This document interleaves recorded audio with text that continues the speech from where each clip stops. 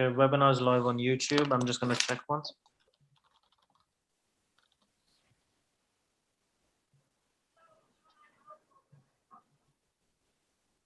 It's just setting up at the moment. It's just redirecting to YouTube.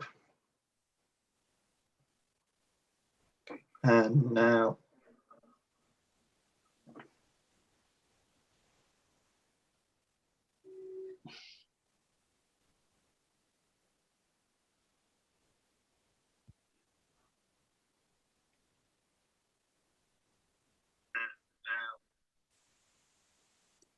Okay, we're live on YouTube. It's working on YouTube. Cool. Can you get your holding card up, please, Amitash?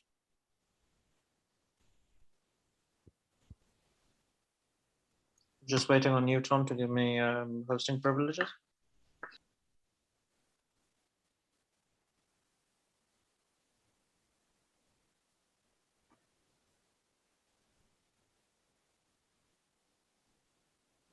I've got hosting privileges. Just a minute.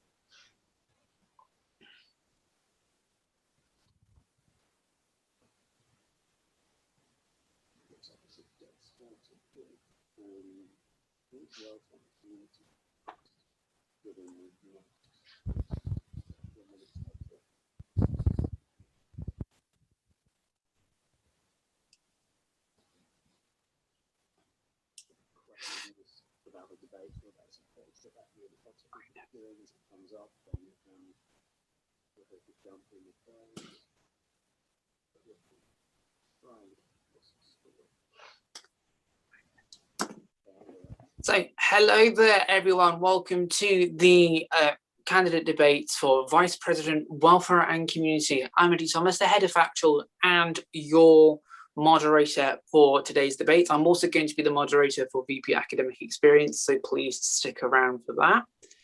So, the purpose of these debates simply is that it is a debate between all your candidates for VP Welfare and Community as they go through their campaign and try and convince you, the students, to vote for them to be the newest Vice President for Welfare and Community. So we do have all 5 of our welfare candidates here on the call with us.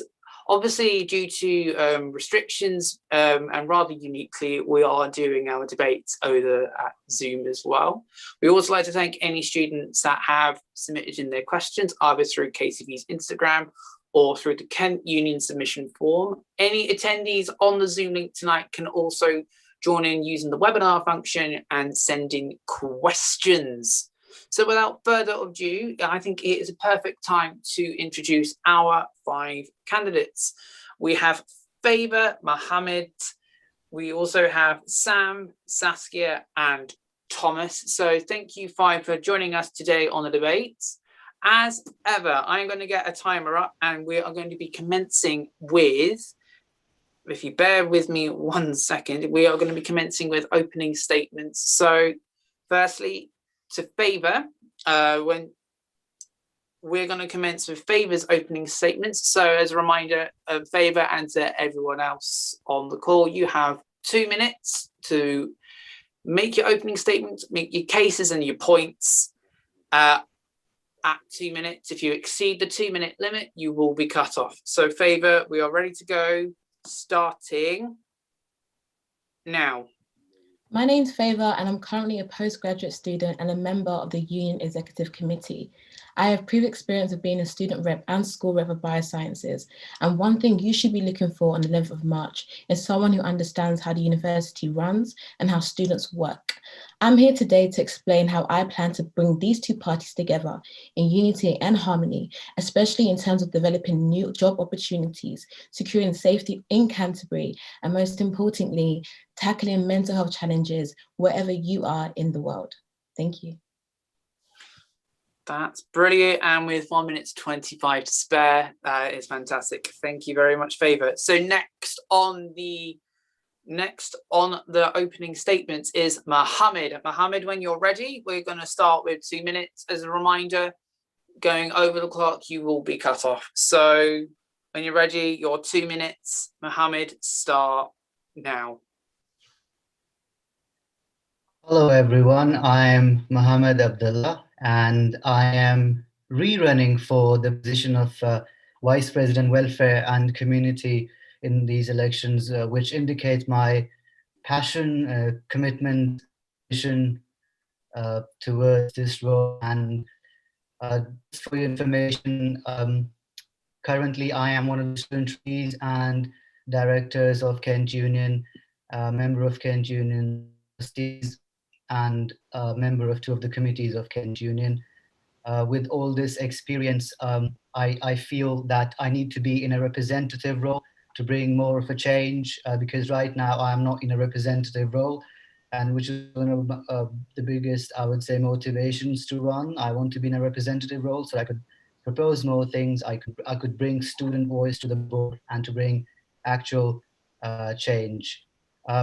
I have seen student priorities today, and they are pretty much what I've already been talking about during the course of my campaign.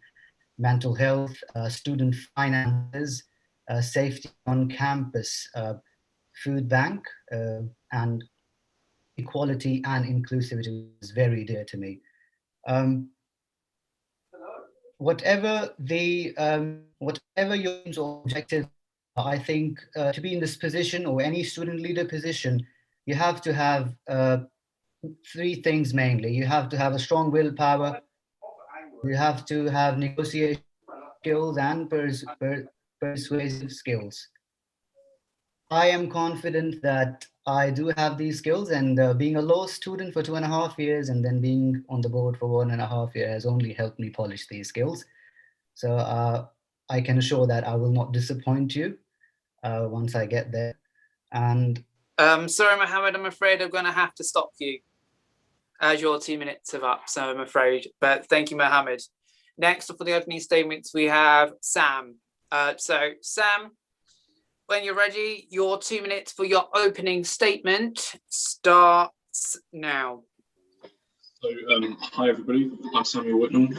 I am your candidate for welfare and community. I'm first year. People are probably wondering, well, first year, has no understanding of this role. Not only do I have an understanding, but I have a fresh perspective. I've come in the midst of COVID. I've not had the opportunity to build networks. I know networks have been demolished. And so I understand what needs to be done in order to recover from what we're going through at the moment. Obviously, people today, it has been published today that the student priorities that are going to be voted on, amongst those are opportunities to build connections and make friends. It's something that is very, very important to me, that we have these support networks in place, and that nobody suffers alone, nobody struggles alone, and that we get through this together as a community. Another thing that I have spoken a lot about is mental health. I've spoken a lot about mental health in my campaign.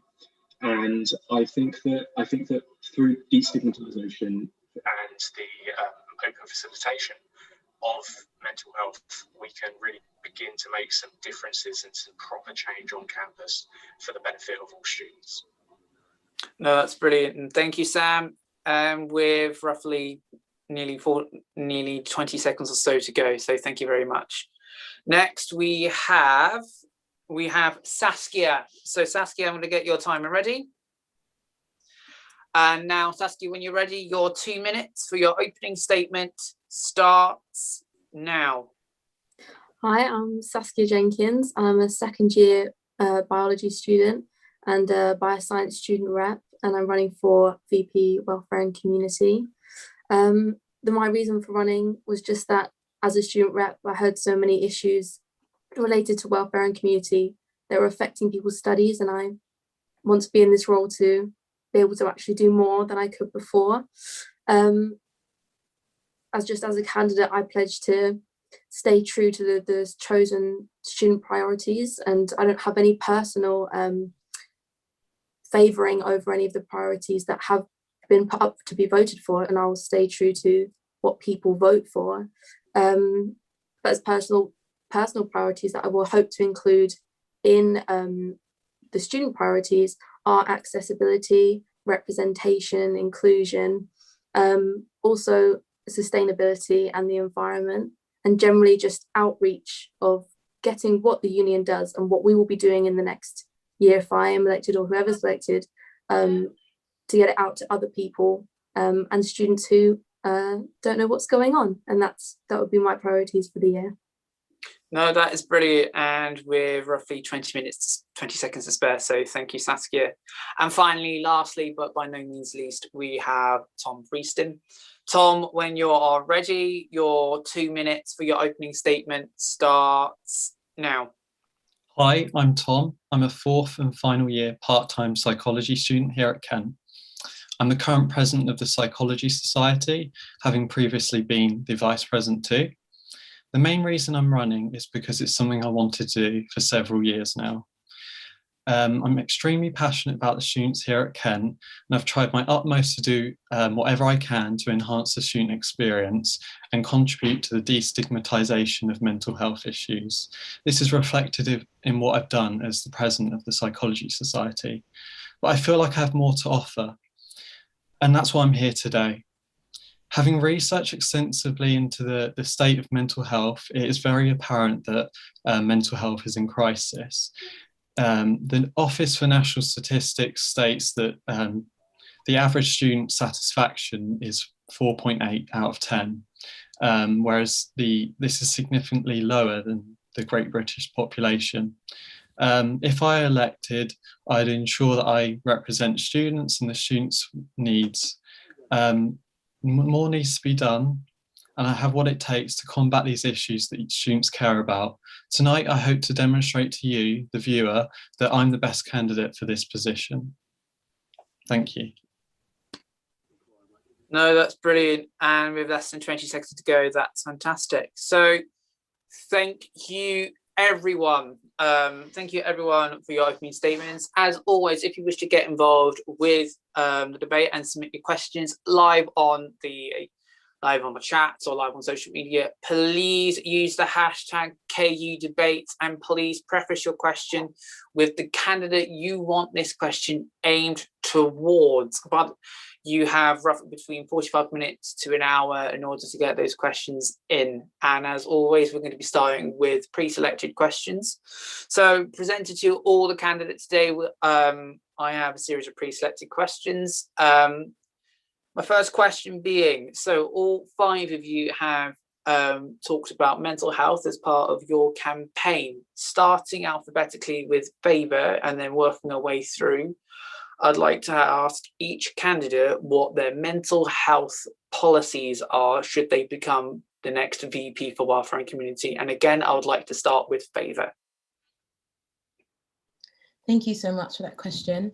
For me, it'd be tackling mental health on a personal level. Now, what the university's done so far is had maybe generic meetings and drop-in sessions where students can come in and be spoken to as a collective. However, going forward, I think having a personal approach, more one-to-ones with students, we're able to not only tackle the challenge of mental health, but actually help them to understand that their minds are a place where they can create their given jobs or their life that they want to see.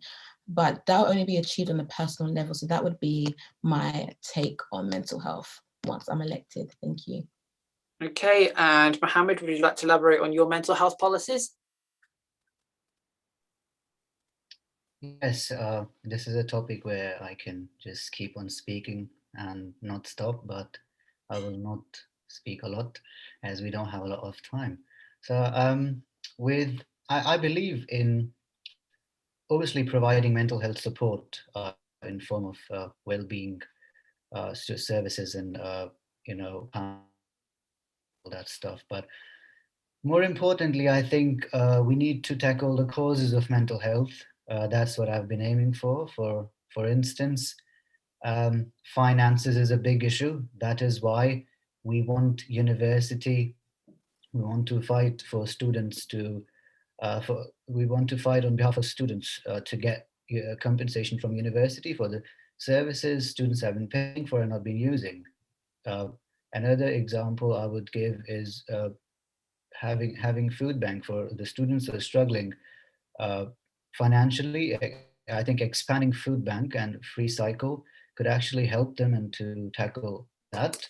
And then I realized because of pandemic, this it has affected students' mental health in a really bad way. So as soon as we get out of it, I think organizing events with groups and societies and to engaging students and well-being events or just recreational events and stuff that should really help. When it comes to the well-being services, I think a great deal of improvement needs to be done, because right now when you want to book an appointment, let's say you have to join a queue that which might lead you on to waiting for about 3 weeks before getting an appointment.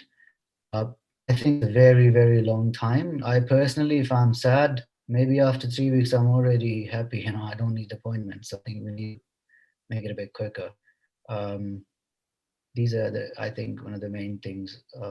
As I can talk a lot, but I've just summarized what I would like to work on.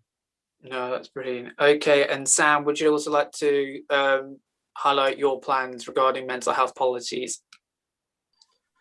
Well, I think that obviously the pandemic has had such a toll on people's mental health for such a range of reasons.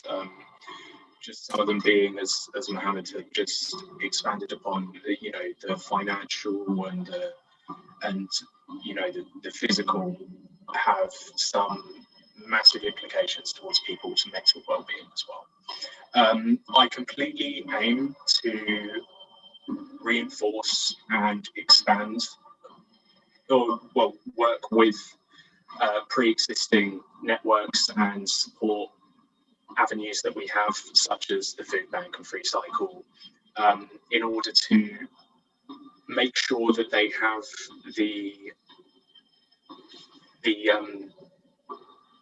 I'm sorry. No, that's fine. Take your time. Have the abilities to properly support the students that need to utilise them.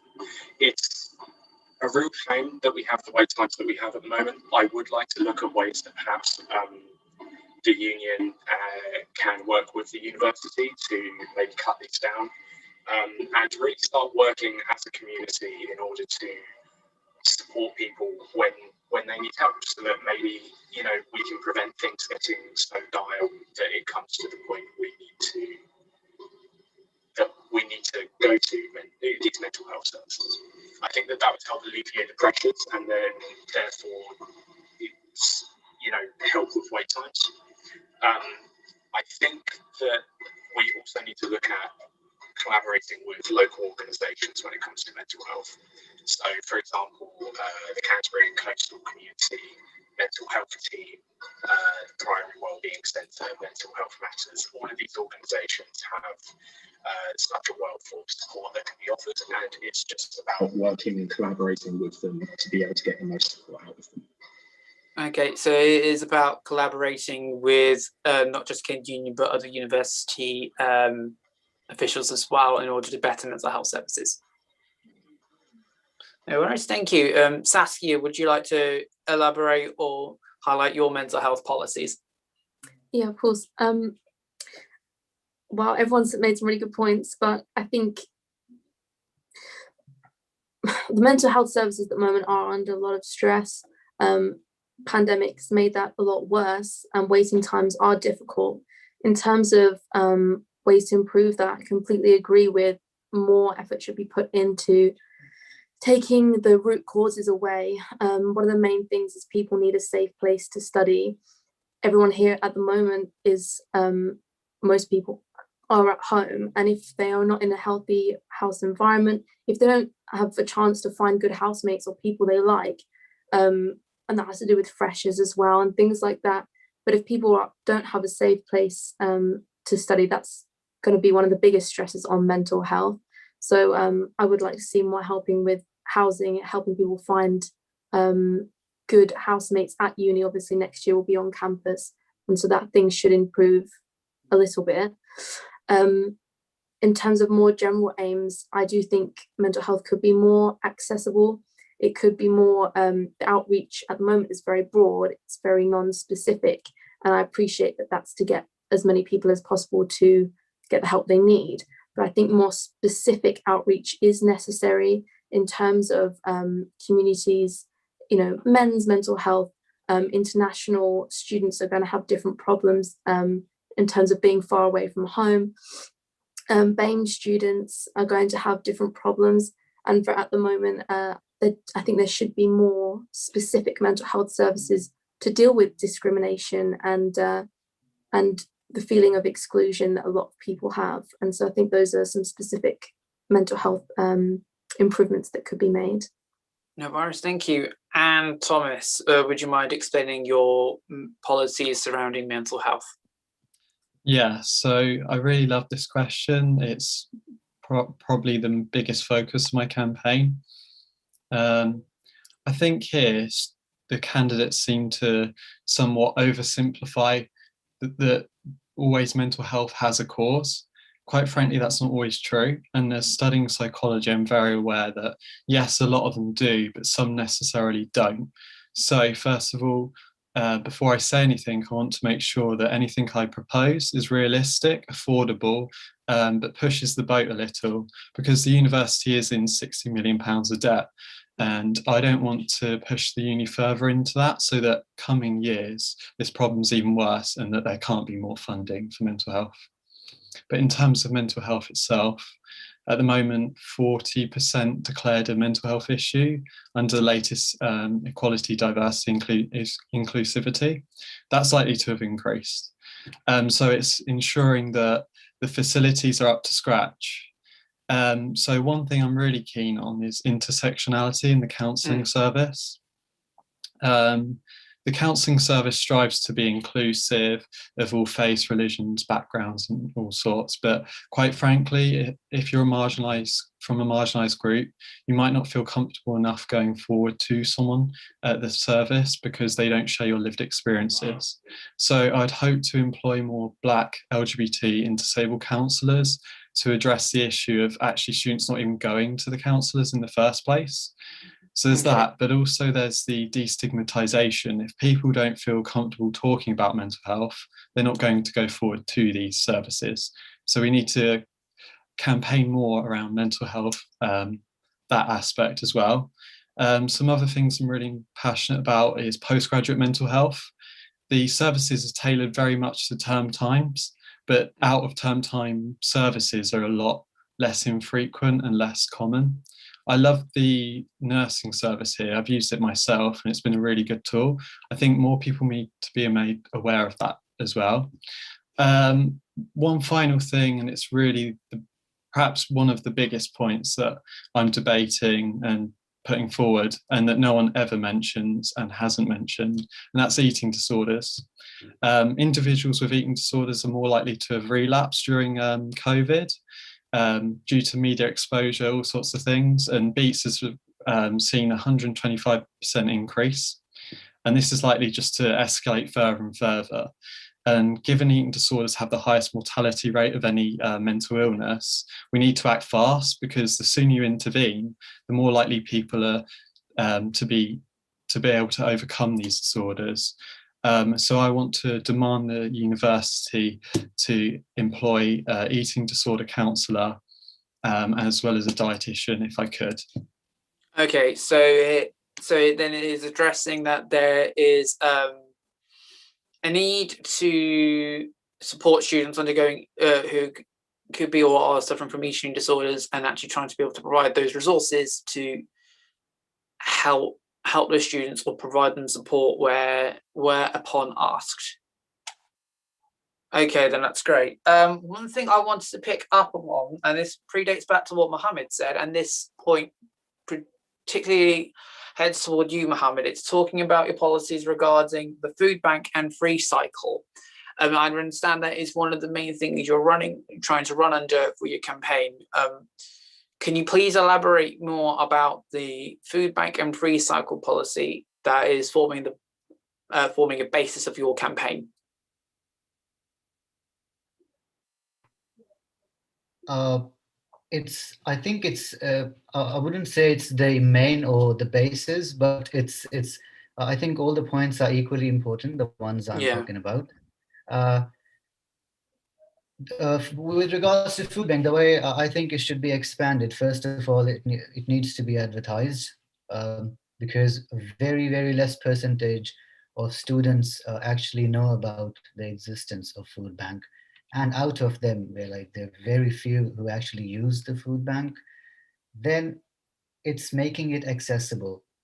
As I said this in KTV interview as well earlier with yourself, Eddie, that we need to change the location of food bank, because right now I feel that it is a bit lost, and I have got this comment from one or two students as well, that it is very difficult to find it because it's in Elliot, and when you go inside Elliot, it's like a maze and you get lost.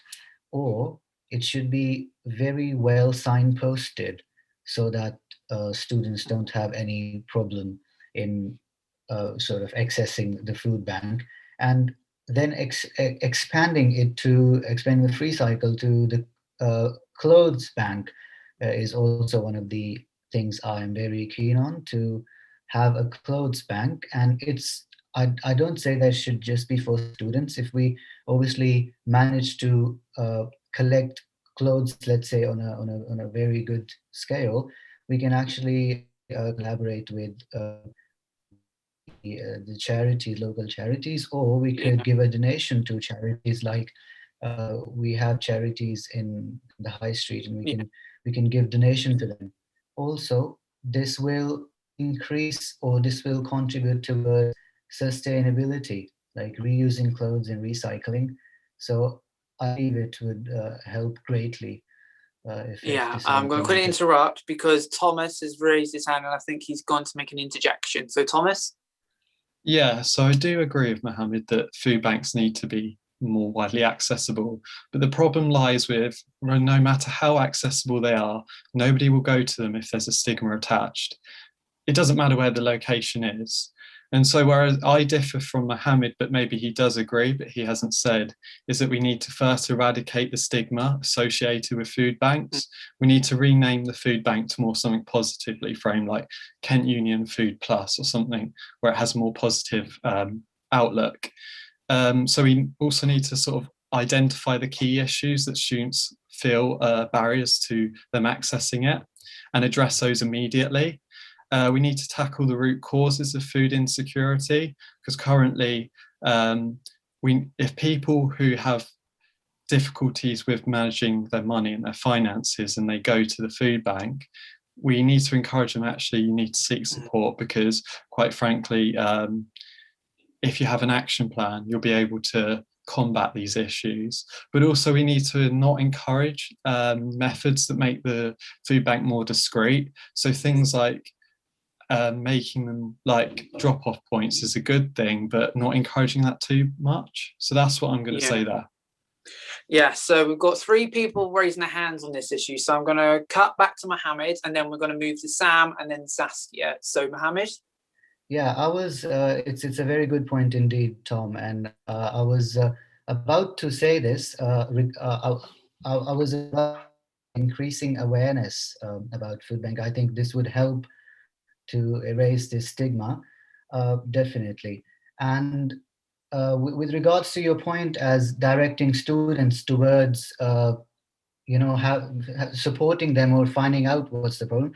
So I have actually looked a lot into it. I've done the research, and I have actually been to the food bank and sort of spent some time there while the volunteers were working there.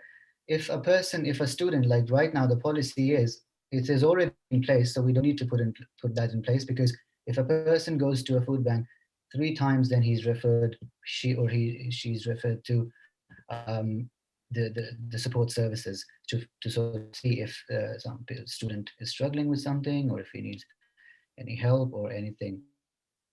So yeah, just a bit of I think Okay. clarification. Cool. I'm going to quickly go to Sam. Next to Sam, you had your hand raised. Just to bounce off of the point about referrals there, it was exactly what I was going to raise myself. It has been made aware to me at points that people can almost feel dissuaded from utilising the food bank because of the immediate referral process. People don't like the fact that by going to the food bank that there are connotations to them therefore having mental health issues. So I would agree with Thomas. It's much more about the wider issue of tackling the stigma around mental health as well, just as much as it is tackling the stigma around food banks, because people seem almost concerned to be associated with having implications towards their mental health to the point they need referral. Okay, cool. And Saskia, I believe you had your hand raised. Yeah. I mean, really, just to sort of add on to what everyone's already said, is yeah, the idea, I think, sort of food scarcity, especially at university, is so normalized. The idea that it's totally fine just to live off super noodles for like a month, when that's just really not okay. It's really, really normalized. And of course, there are people who are going to be struggling financially, and that's another whole nother issue that in terms of help. But really just sort of awareness that you should be able to afford decent meals around a diet. You know, I've known people that have literally gotten scurvy from just not eating properly. And you know, just I completely agree about the stigma. It shouldn't be seen as the food bank's a place to go, you know, if you're in such a terrible place. It should be just helping students a little bit along the way, not be seen, of course it is for a lot of people, it is a last resort, but it should be, you're right, not stigmatized as such. It could help so many people even just a little bit more in terms of giving them a well-rounded diet and things like that. That's all I really wanted to say. Okay, no, that's fair. So judging by everyone's responses, it is that it's not just the issue of accessibility or getting access to getting access to food, but it's also maybe potentially trying to tackle the issue of the fact that there is a stigma associated with food bank, and also the fact that food in its own right, or access to food for students in terms of financial aspect, is inaccessible or harder to achieve. So I take it that's the general consensus, correct? Good.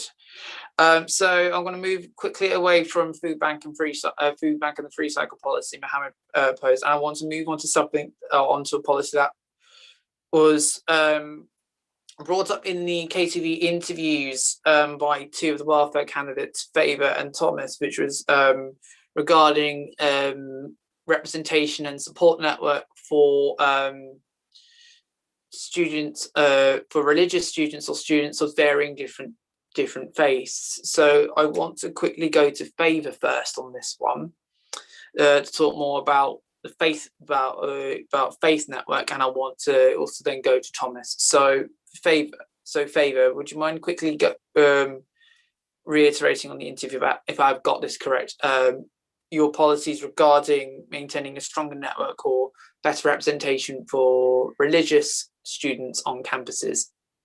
Great, thank you so much. Yeah, absolutely. For example, with the Faith Network that's run by the Kent Union, it was only as of recent that someone's actually nominated themselves to anchor that network. And I'm thinking there's so many different groups, sorry, of religious backgrounds on campus that have not been represented throughout this academic year thus far. Starting from September, it was actually kind of a battle between some faith networks, or faith groups, and KU in terms of meeting together due to the pandemic, which I understand. However, the government outlines that we can actually meet as faith groups, obviously, but if there's a conflict between the university being not necessarily a religious compound, so it's not really relating to the campus. However, it does a need for students of faith to meet together. That should be met by the university. That's where I stand. I also think it's quite important that they are supported throughout this pandemic, because for those students, their faith is what keeps them active. It's what's keeping them sane. If you want to go back into mental health issues, it's what keeps them upbeat day to day. That communion, that fellowship with other students of faith. Therefore, I think it's imperative that us as KU officers, we take that into consideration. Despite the pandemic, it can still be sorted. Of course, the government guidelines also talk about social distancing, wearing of masks, etc., cleaning things. They can all be provided for amongst that group. But to now prevent students from meeting together as a result of this it's caused such a stir within the universities, within different faith groups that I've heard of personally. And I'd like to represent them. I think they need a voice that must be heard. Thank you. Quickly before I come back to you on that same question, Thomas, because since I know this was something that you also mentioned in your interviews, was there anything you wanted to add or anything different you wanted to say comparatively to Favour? No, I think everything she's saying is really good. I really agree with her. And as like she said, it kind of shapes your whole university experience. Faith is an integral part of some people's life, and it's so important we represent them better.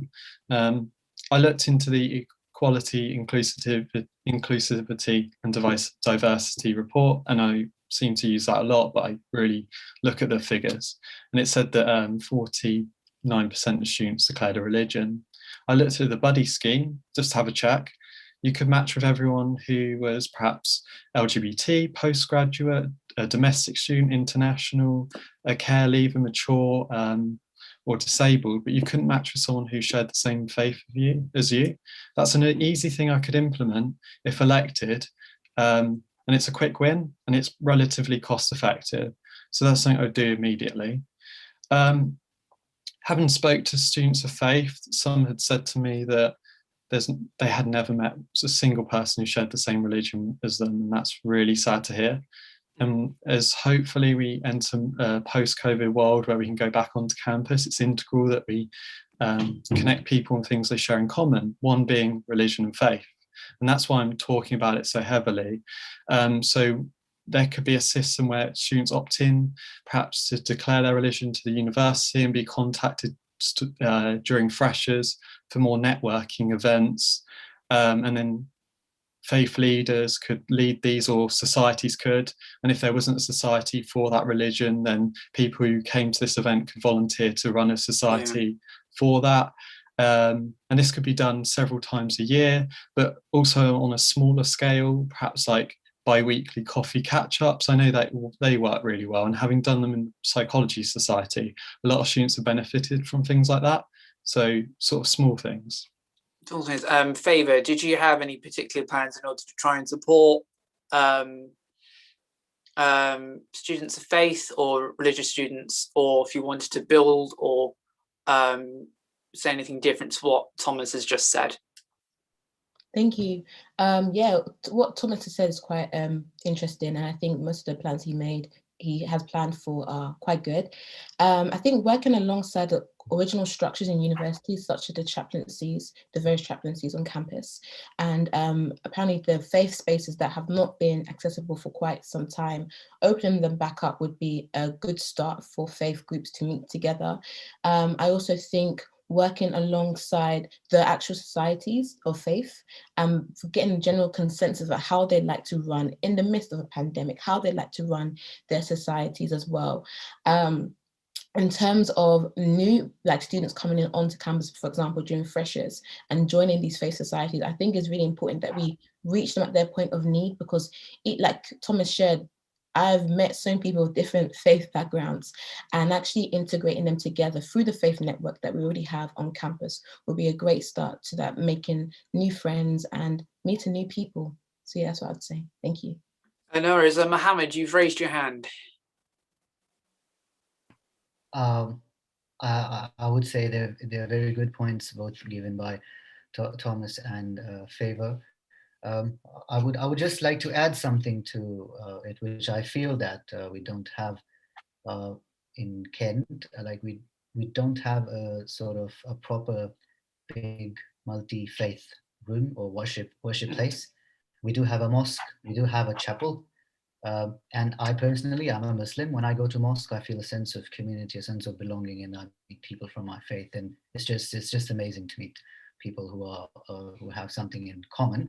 And your points, both of your points are very, very good, and to sort of engage people from different faiths and from the similar faiths. And I think if there is a sort of a multi-faith worship room or something like that, I think it would further increase that level of engagement, and it would further add to what my friends just mentioned. No, that's brilliant. Thank you. Favor, whilst we're still on the topic of you, I understand that lots of other candidates have put this in their campaign as well, but it was something that I personally noted on your campaign, and it was regarding student safety. I was wondering if you could elaborate a bit more or talk a bit more about your concerns in relation to student safety and how you would potentially address this concern. Okay, thank you so much. Yes, so student safety in and around Canterbury is just imperative at this current stage we're at. One way I like to tackle that is obviously working with alongside the current structure we have, so campus security, I believe there's also nightlife, and also police and surrounding protocols in and around Canterbury. I think for a long time we focused on safety on campus, but for many of us that live on campus, we go off campus. Those that are off campus come on campus. So there needs to be a harmony, a union between those precautions on campus and off campus. Another way I'd like to also focus on improving the security on campus, especially, is that, for example, many students live in House Place, right? So they're walking to and from House Place any time of the day. So it needs to be that little slope outside Tyler Court, it needs to be well lit. That's one of the first things I'd love to do, because it's important that you feel safe wherever you are in university. You don't go to university and start thinking, what if this happens? What if that happens? Another thing I also want to tackle is I would like to say one or two incidents, but there are a few more of incidents that happen with students and other members of public in and around Canterbury, but on campus, off campus, tackling those and bringing them not only to a minimum, but to a full stop. I don't think that students should ever go through things such as that. So I think working with the public as well to ensure that everybody is safe, that is what I'd like to work on. Thank you. No, that's brilliant. Okay, so my next question is actually now going to be aimed at Saskia. One of the things you mentioned, Saskia, throughout the campaign trail is about outreach and bringing greater awareness to wider resources for the students. This question is broken up into two parts. The first part is, what kind of resources do you think need more greater attention to students? And the second part is, how would you go about improving that level of outreach? Right, well, I'm not sure what was the first part of the question? The first part of the question is, what student resources do you think need greater awareness or need a wider outreach level? Yeah, well, I mean, to be honest, most of them, just because, I mean, we could all improve any of the systems, but most people I have spoken to had any kind of problem, to be honest, a finance problem, a housing problem, a mental health problem, a health problem. They just weren't aware of all the things that are already available. And it's hard to say. A lot of outreach is free. Social media is free. Meme pages, society pages, things that people are involved in. I would want more perhaps outreach at the very beginning in terms of freshers and new students, but also just students in general, making them aware from the very beginning all the services. I know that can be very overwhelming and people do forget and ignore that at the very beginning of when they come to university. But if they were to say, it's hard to say, if they could set up priorities, maybe even every year, if there's just a simple email of things that they are struggling with, and then they could be given directed towards the services that already exist. In terms of general outreach, like I tried to say before, there does need to be more focus on specific outreach to specific groups. Not everyone is going to get involved in mental health support or housing support or any kind of thing like that if it's not really aimed towards them or they feel it isn't. So when you are running a campaign, awareness campaign, that could be done on any platform, a social media platform, on, if we are allowed, on campus postering, that it isn't just one kind of overall. They are directed towards different communities within the university, the international community, the religious community, the BAME community and things like that.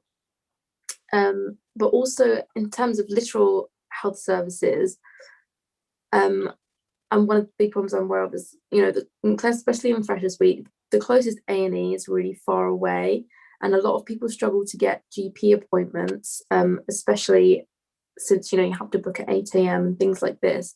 So accessibility to those, trying to get currently the GP, the Kent, the student GP that people use isn't online. People can't book it online. So even if they are aware of services, they might struggle to access them. So that's kind of the two main things. Awareness, I would say, largely in getting other societies and groups, even meme pages and things like this, just to share things that aren't specific to them, but generally just to share things. There could be more links between communities. That's all I was trying to say. Yeah. So it is about trying to find a way of establishing links between communities in order to bolster up those bolster up those resources. Yes. Okay, that's wonderful. I'm going to move on to a campaign policy now. Pertaining, it technically speaking, it crosses two campaigns, but I'm going to go to Sam Whitnell first for this one and then go back over to Thomas briefly. But predominantly for Sam, you mentioned something on your campaign trail about student support. And I understand that's also a policy that ties in with other welfare candidates. But for Sam in particular, and if anyone else wants to chime in or have anything else to say, please do. I want to know if you can elaborate your policies regarding student support on campus. Well, I think that one of the main things when it comes to student support is people aren't aware of it. So just like Saskia said, it's really about promoting that outreach and making sure people know about the things that are available. Yeah. But I think that it's also really imperative to start forming these collaborative initiatives and efforts, maybe with initiatives that are off campus, as I mentioned, talking about the Canterbury and Coastal Community Mental Health Team and so on. But it's more than that, because when we look at local startups and things like that, they offer some of the fairest prices on certain products and certain services, and so it would be really encouraging to start working with them. It's a great way of elevating the local community and a great way of supporting the student community at the same time. It's also a very, very, something that I hold very close to my heart is working as a community. So while we have external support, as a community, we need to think about internal support and how we can support one another. And that really plays into, as a student, realizing how damaging some things that people do can be, as as Thomas made clear earlier on his Instagram post about eating disorders, you don't tell people that they look healthy and things like this. It's going to, people are going to obsess about things like this, and always remaining readily available to, if somebody wants to talk, just let them. It's something that helps so much, and I don't think people fully appreciate it. Okay, now Saskia, you've raised your hand.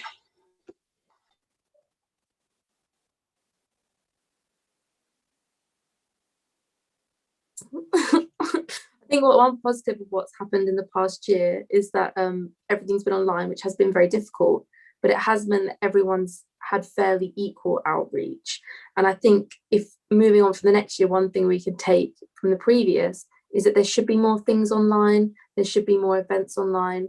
People on the Medway campus, people who are travelling in, can be more involved and find more of a sense of community and support.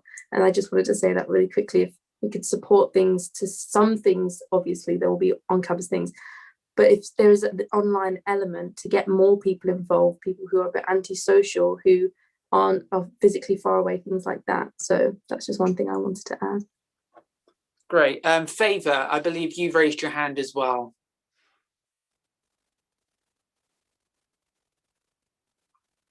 Yes, my mic, praise God. Just to bounce off what you said, you pushed for more things to be online, and I actually would do the opposite, just because I think we've had online things for nearly a year now, and it's been quite difficult to meet new people, especially for like first years and people that are coming for postgrad study. It's been quite challenging to meet colleagues, it's been quite challenging to actually just make friends, and I believe that's one of the student priorities this year. So in ways possible, I think we should actually look into, especially as the country's opening up, meeting face to face. It can be socially distanced, it can be with masks, it can be with protective gear, but I think if we're now still pushing for online things, when will we actually meet new people face to face? When will we work towards a kind of back to normality? When will international students be able to come on campus and actually feel like, okay, I'm actually on campus for a reason, rather than studying at home wherever they are in the world? I think we need to look into human interaction. As humans, we strive off human interaction, and we don't strive for a screen. So I think I wouldn't push for more online things. Of course, for larger cohorts of groups such as biosciences, law, I understand, but for smaller groups, let's work towards meeting face to face. For example, in biosciences, I'm aware that for practical groups, we're now pushing for them to come back on campus so that they can carry out their degrees. Even coming to mind, architecture students, learning online for them isn't great because they're very much so manual dexterity. So I think pushing for online activity wouldn't be the best option, but for now we can understand why we're doing so. Thank you. No worries. I'm going to accept one more raised hand because I understand they're on a bit of a time crunch. So I'm going to accept Thomas's raised hand.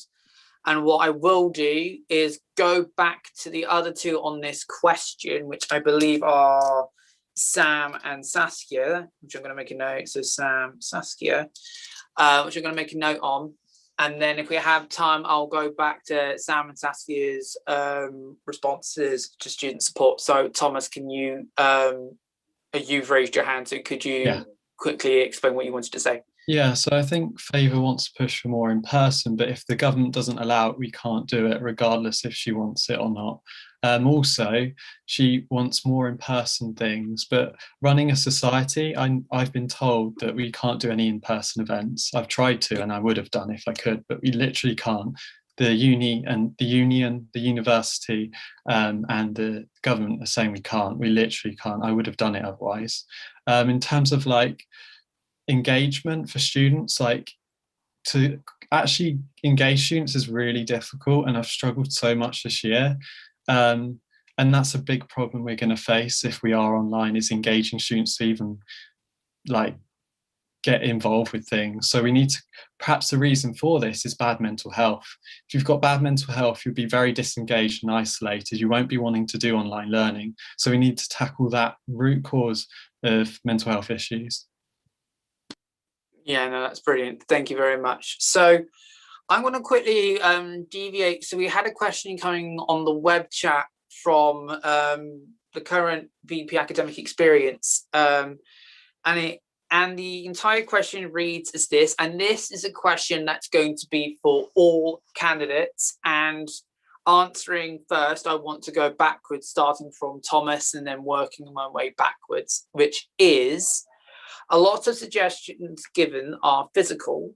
How would you manage these if COVID restrictions are extended or we go into another lockdown, especially by the time a new academic term starts? And I want to start with Thomas.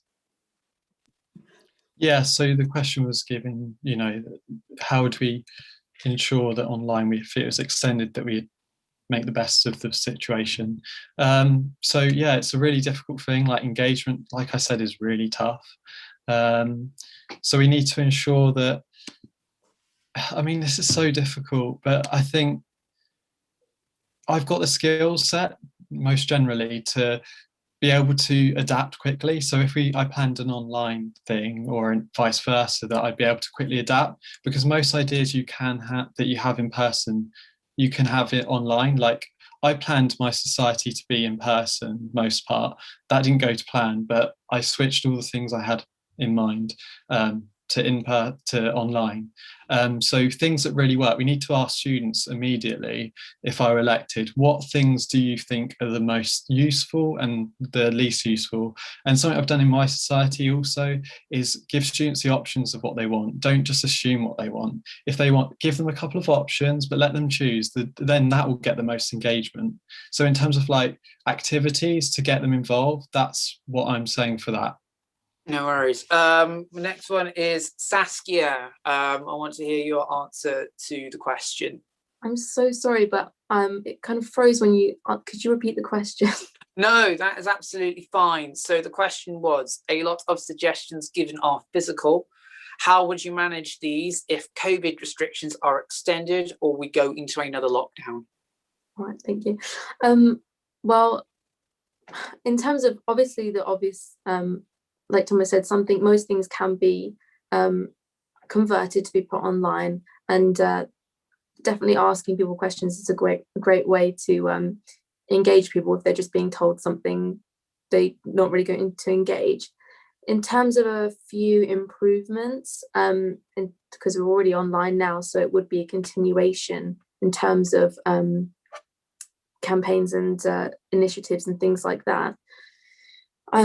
I would say, just like I tried to say before, if societies came together, if obviously different people are drawn to different societies, if there was more collaborative events across societies, perhaps events that combined two societies, and of course that's the society's choices themselves, and I couldn't tell anybody what to do. But yeah, I would say also to make people struggle to with online things, just literal obstacles, internet, and having the resources to do that. So if there were, of course, meetings and things like this, more utilization of social media, I think is incredibly important. Getting big campaign pages, meme pages, and things like that to to collaborate and share each other's material. I think that's the biggest way I could do it. In terms of campaigns, online campaigns can be run fairly easily. Things like this, just open collaboration. That's all I could really suggest without knowing what the actual things. No worries. I'm going to jump over now to Favour to answer this question next. So Favour. Thank you so much. So to tackle this, I think one thing we'd have to do is working alongside NUS and other student unions to actually push for a change. Whilst we're obviously adhering to social government guidelines, it's imperative that we actually prepare for life in the physical. How long do you want to stay online for? So whilst we adhere to these guidelines, let's push for change. Let's work collaboratively with other universities to make a change, make a stand on a change. Yeah, thank you. Okay, no worries. And then I want to quickly move over. Hold on, sorry, I just want to. Sorry, I had. No, no, ignore that one. Ignore that one. Sorry, apologies if you thought I had another question coming through. I want to quickly move over on to Mohammed and next to get his response on the question. Yeah, I obviously agree with what my friends just said, but I think I have, if you look at realistically, I have slightly optimistic approach towards it. We are heading towards the end of lockdown. As of today, 19.5 million people have got their first doses, which means 70% of uh, immunity. So there's still, I think, 6 months to go. I mean, till September, and till September, it's almost 1/3 of the population of the UK that has got their first dose of the vaccine, which realistically, it creates an expectation that by the time we are in September, there would be most of the people would be vaccinated, and this would not be an issue. And let's just say in worst case scenario, if it is, obviously we will keep working just like our predecessor officers have done through, and I think they've done a good job. It was unprecedented for them. We have someone to look up to and sort of learn from their whatever, if they've had any difficulties, or to just see and learn from their experience. So I think if we have done it once, so a second time doing it would not be a problem, and I really don't think that is going to happen realistically. Okay, no worries. Yeah, and Sam, can I get your response to the question? Yeah, I'm going to try and keep this succinct because obviously I know that we're dragging time, but I would agree with everybody, and I think it's right to be optimistic, but at the same time, we need to have a dash of realism. It's a very real possibility that this could happen, and obviously, all I've known is COVID restrictions for the entirety of my time at university. So I think that while it's important to plan for what's in person, I don't think that it's going to be a particular issue in transferring that back to what we currently have in place should we need to. We really need to realise as well that while it's very nice to think about these plans for moving things in person, they need to be gradual because people are going to suffer from lockdown anxiety and things like that. And just to go back very quickly to previous statements made by Saskia and Thomas, it was very, very good to hear about, wanting to implement these coffee mornings and things like that, and trying to maintain this use of this whole new space that we have found. Obviously, we can use online meetings as a sort of gateway into normality. You're meeting these new people you wouldn't normally meet, and then you can transfer that into in-person things.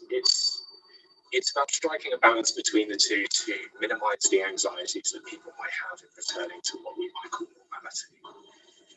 No, that's brilliant. Okay, so I've got one question here. So this one's slightly on a more personal note for a lot of students, and obviously I think this is a question that's worth raising because this is something that has been brought out and always been made increasingly aware of during lockdown, and there is a growing rise of discriminatory and offensive behaviours towards disadvantaged groups. For the purposes of this, I am obviously referring to movements such as the Black Lives Matter movement. So there's a growing rise of racism that's permeating throughout the country, and not to mention there's a growing rise of transphobia that's also making a massive rise as well, and that's sort of been permeated out by lockdown.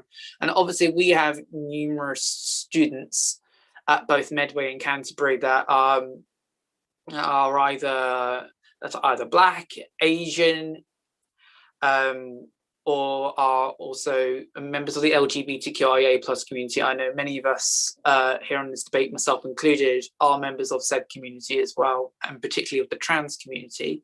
What I want to ask all candidates is, what are your policies for supporting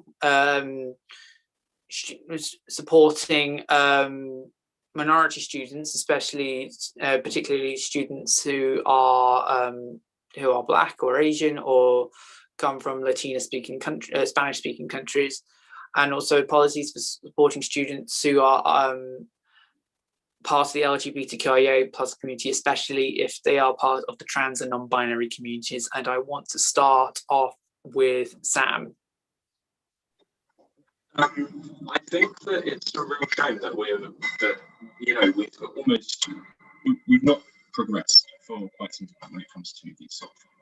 The UK is absolutely archaic when it comes to trans rights and social mobility when it comes to the LGBTQIA community.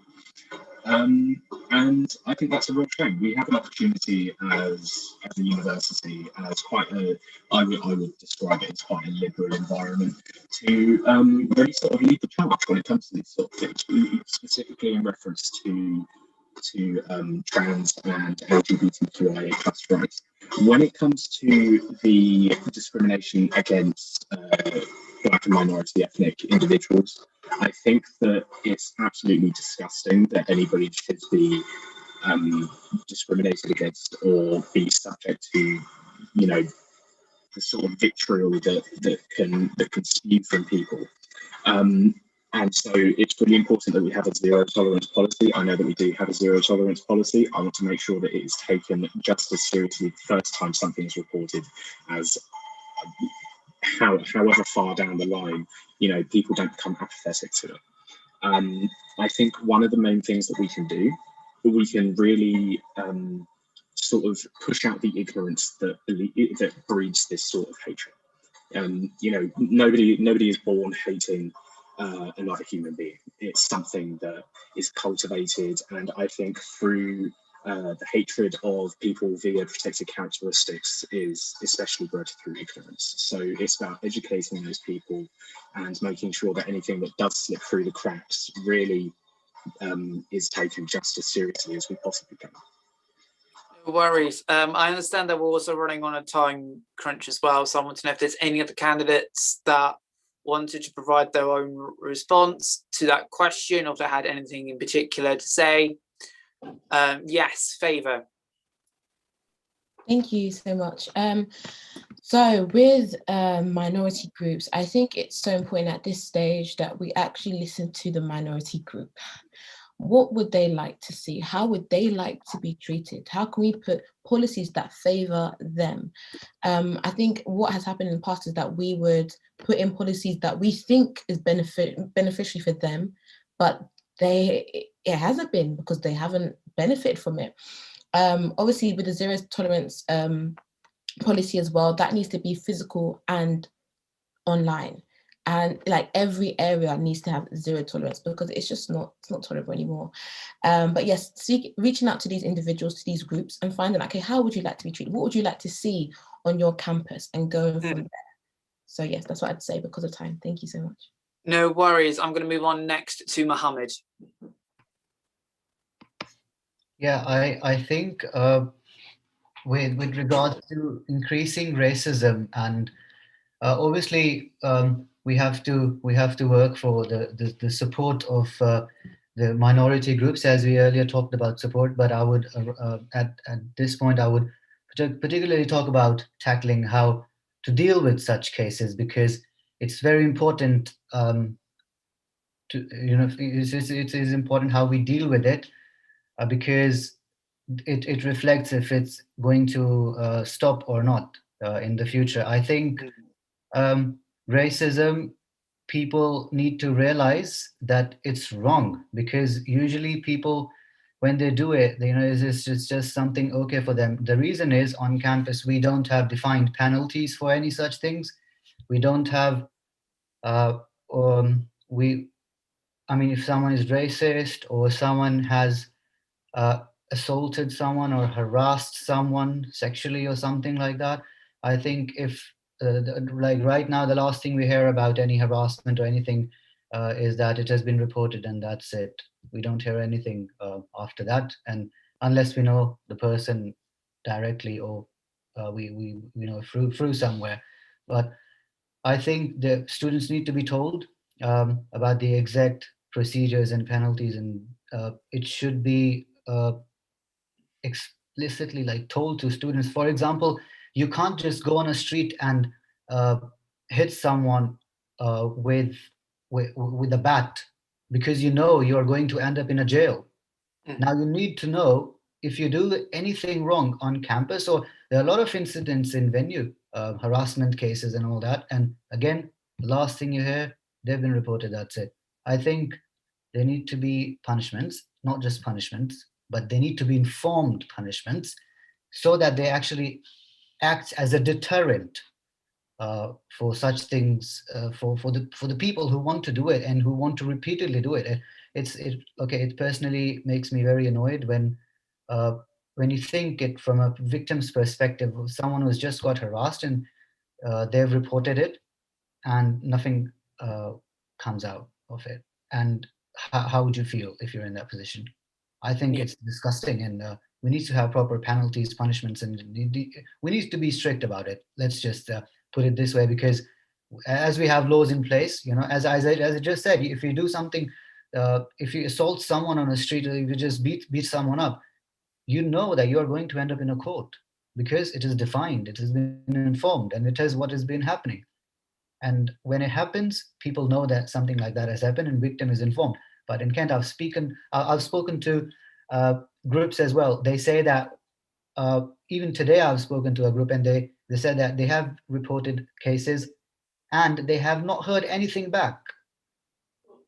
This is ridiculous, honestly. I think just look at from a victim's perspective who has just been harassed and nothing has been done about it. How would she feel then? That's what I mean when I say we have to tackle mental health at its root. This is one of the causes of mental health as well. So yeah, it's brilliant. I'm going to quickly move on to Thomas next. I'll keep it really quick. So anti-Asian hate crimes upped by 300% recently because of the pandemic particularly, and the misconceptions around coronavirus and the origins and everything. So usually ignorance of all sorts, hidden disabilities, LGBT, racism is born out of ignorance and misunderstanding.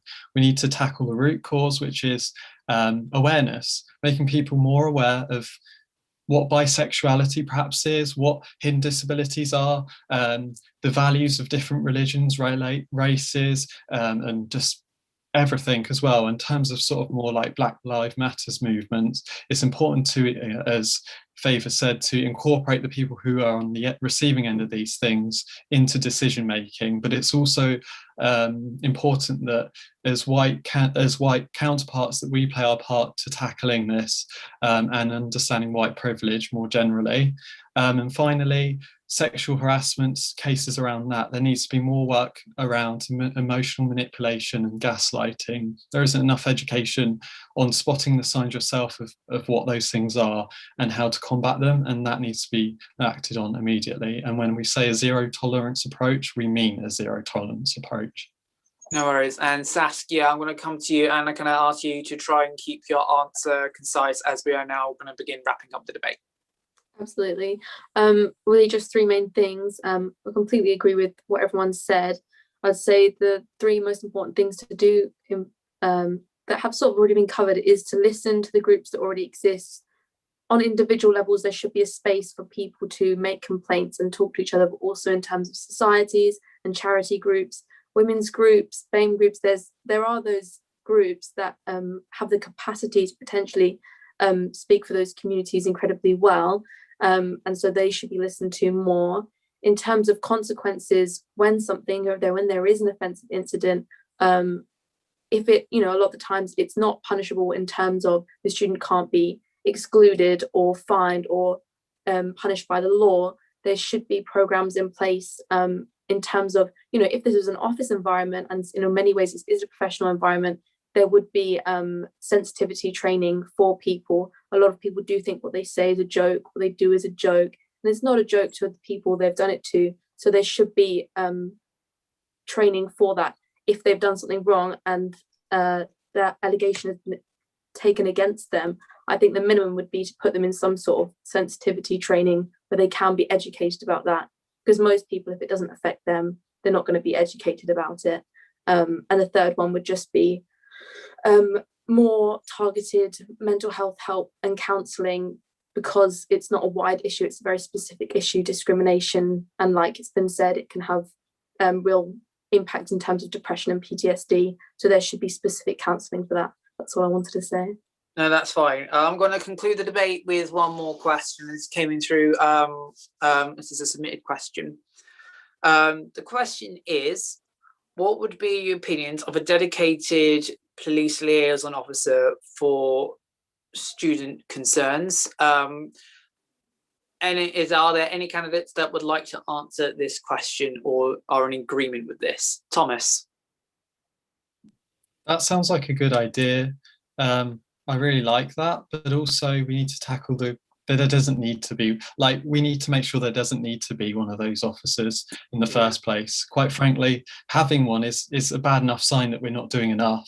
So we need to act fast and act quickly on issues that students really matter to them. In terms of like the Inform Kent app, we need to work on it and refine it, make people more aware of the system, but also highlighting the hotspot areas on campus that are danger zones that need active work on to ensure that harassment is actively worked upon. Things like that. That's what I'm going to say to keep it short. No worries. I'm going to take on one more raised hand, and that's going to come from Samuel Withnaw. I'm sorry, I apologise to Saskia and Mohammed, but the debate needs to wrap up soon. So, Sam, you can quickly state your response. Well, much like Thomas, I think that it's a good idea, but we shouldn't need one in the first place. So it's really about matching that proactivity with the reactivity. And making sure that we can act upon things when we need to, but we need to try and minimise the point upon which we do need to, informing people, making people aware of these provisions that are currently in place, and potentially bringing in more provisions if that means we do have to bring in a specified liaison officer for the time being. Hopefully it's not a long-term thing. Then so be it. If that helps people feel like their concerns are met, and if that helps people feel safer in some regards, then absolutely let's do it, and let's work with communities, as Faith said, to make sure that this is what people want. No worries, brilliant. So now I'm going to conclude the debate with closing statements. So, closing statements, this is your opportunity to make one last ditch attempt to convince students to vote for you. Each and every single candidate has a minute on the clock. After that 1 minute, you're going to be cut off if you do overrun. I'm going to start reverse backwards. So this time for the closing statements, I am going to start with Thomas. So Thomas, you have 1 minute starting now for your closing statement. Yeah, the impact of the pandemic will not be remedied by vaccination. Prolonged periods of isolation will continue to have an effect on mental health. We're in a mental health crisis and a crisis response is needed. Students here at Kent need a strong and tenacious leader who is resilient to take action immediately on the issues that students think are priority matters. I have what it takes to ensure that the matters you care about most are acted upon. A vote for me is a vote for honesty and transparency. I will not overpromise and underdeliver. I will ensure that I hold the other officers accountable for what they say and the actions they plan to do. If you vote for me, I'd be really appreciative, and I would love the support if you believe I'm the one to represent you. Thank you. Thank you, Thomas. Now we're going to move on to Saskia. Saskia, your 1 minute for your closing statement starts now.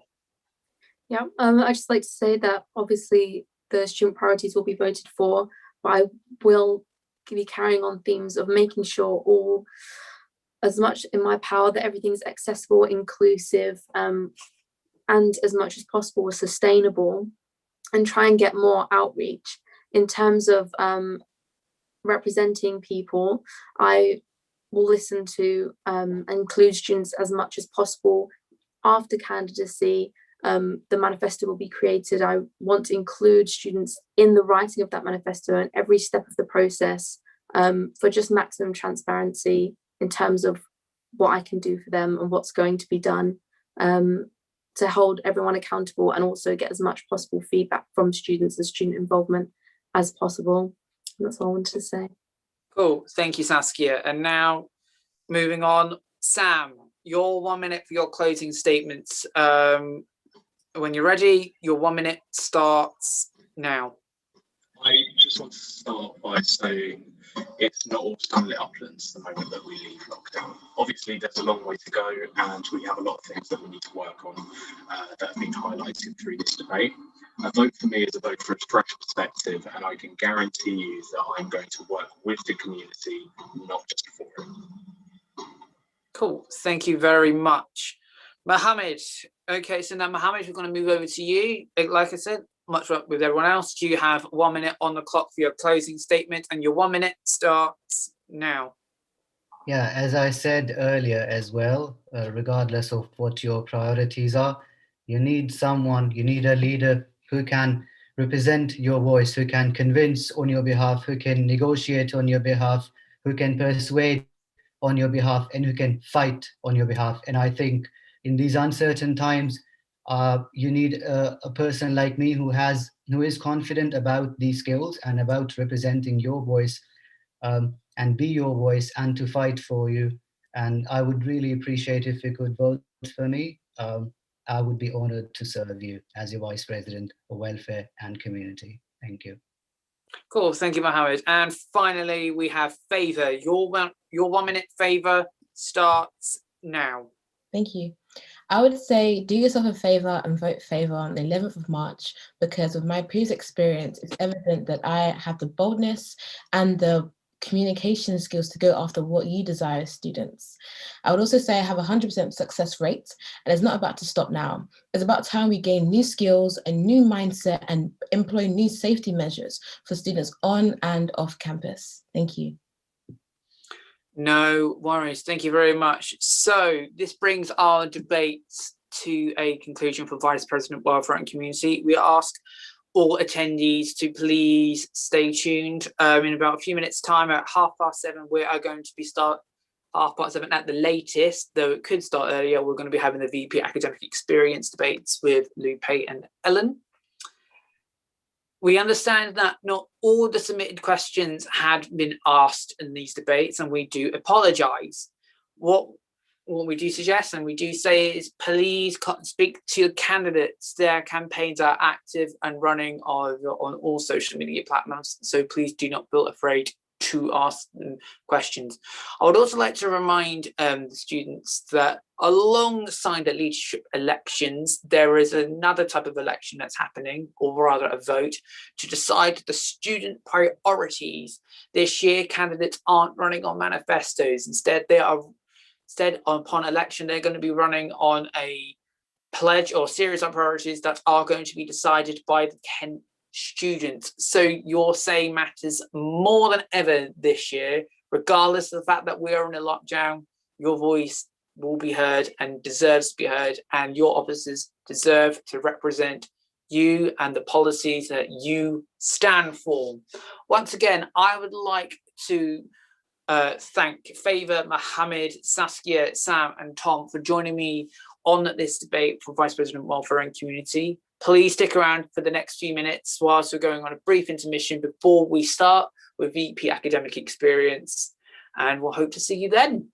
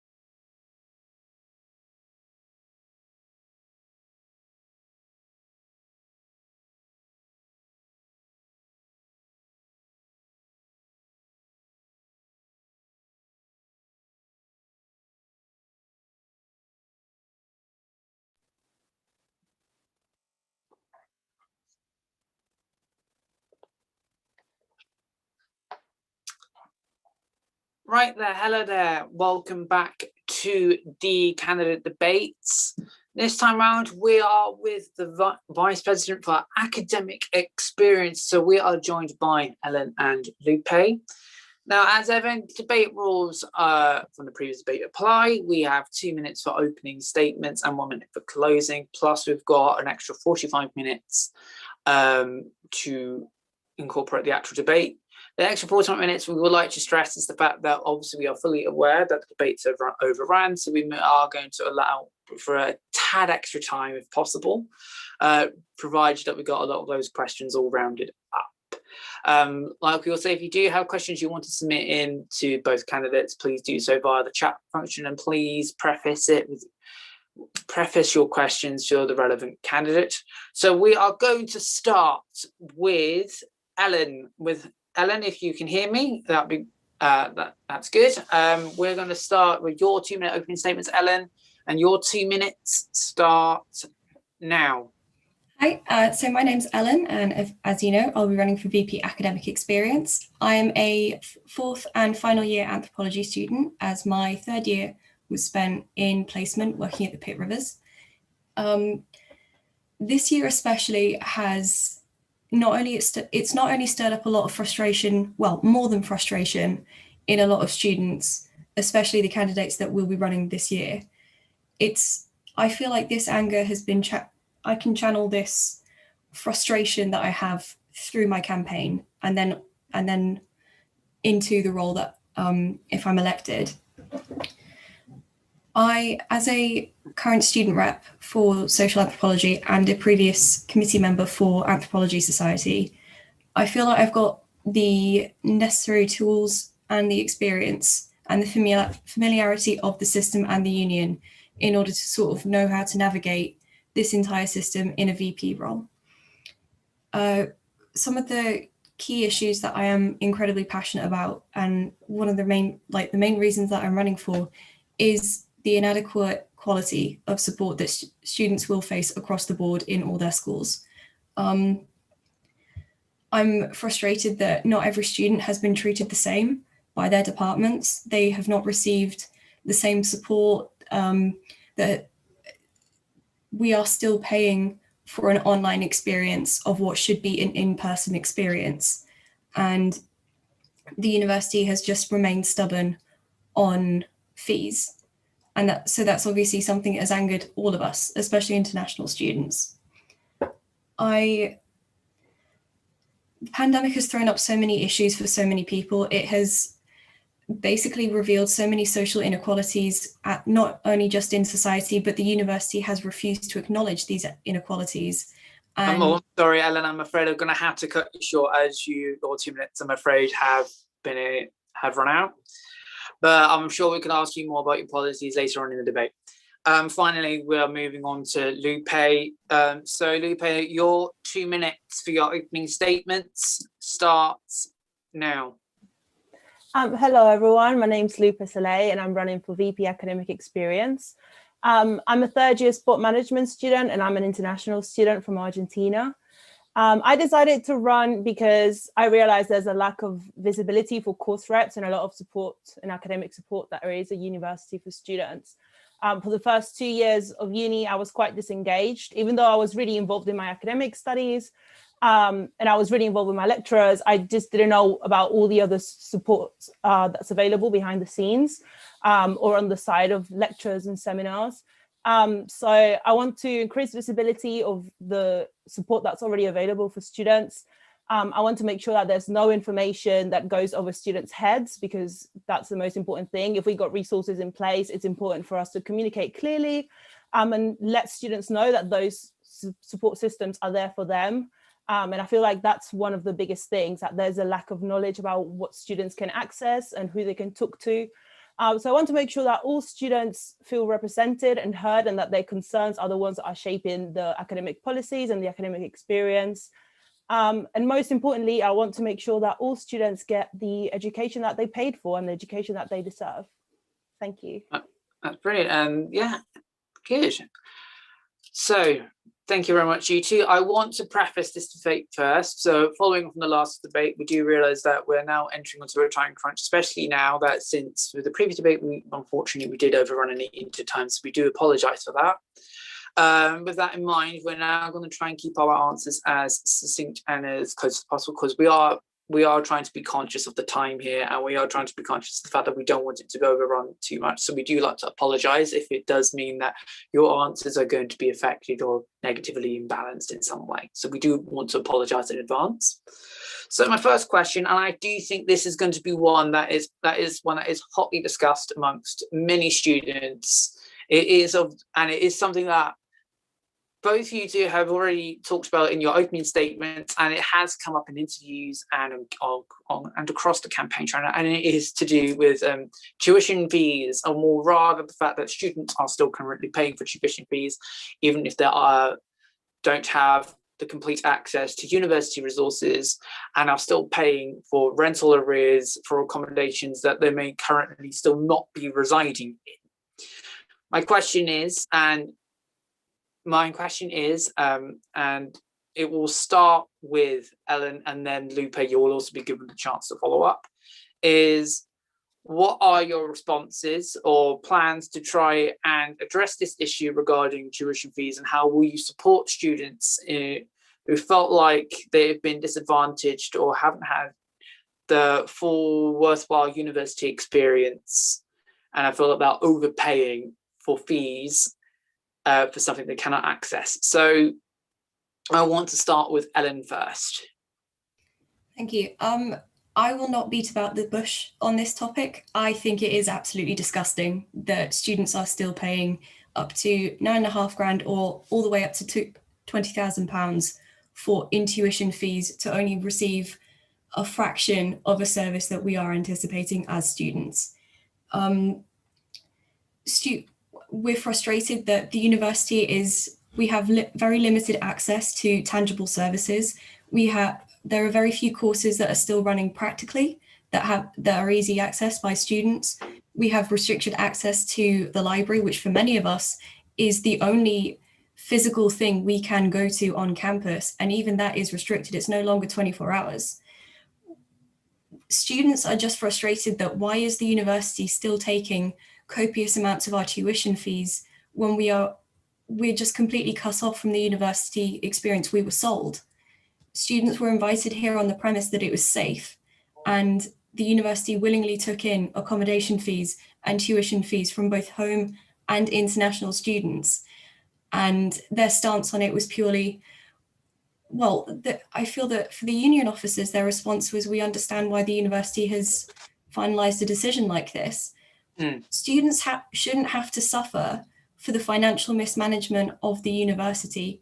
We shouldn't have to restrict ourselves and shrink ourselves as a union just because the university mismanaged their own finances so poorly. It's just abhorrent that we have been treated like this, not only just us at the University of Kent, all universities within Canterbury and at a national level. And what I feel must be done, and something that I feel very strongly about, is for the incoming Kent union officers to put incredibly large amounts of pressure on the university, and then not only to work with Students Against Fees, but also to increase national solidarity with unions across the country. Because if we gain momentum ourselves as many unions across this country, we can then validate that pressure. Yeah, that's brilliant. Lupe, do you have anything you would like to add or say something differently in relation to Ellen? Well, I agree completely. It's incredibly frustrating. And as an international student, the fact that they've increased my tuition by £500 in a year where we're not even allowed to have in-person lectures is extremely frustrating. I definitely think that in order to give back to students and make sure that they feel like they haven't just wasted a year of their education, that there is a two-part approach. The first one, where I am a business student, so I'm really interested in, analyzing the return on investment and the amount of money that is put into facilities and all these other resources are available for students. So I think the pressure should be on the university to be more transparent about what they have spent this money on, because it is not our fault that the university is £60 million in debt. It's absolutely not our fault. We've been paying our full tuition fees like nothing has happened, and their mismanagement of finances is not our problem. We should still be getting back all the money that wasn't used or wasn't appropriately used on things that are tangible to us. So that's the first part, analysing what amount of the money we can get back in order to come up to university with a realistic approach to getting our refunds, our partial refunds.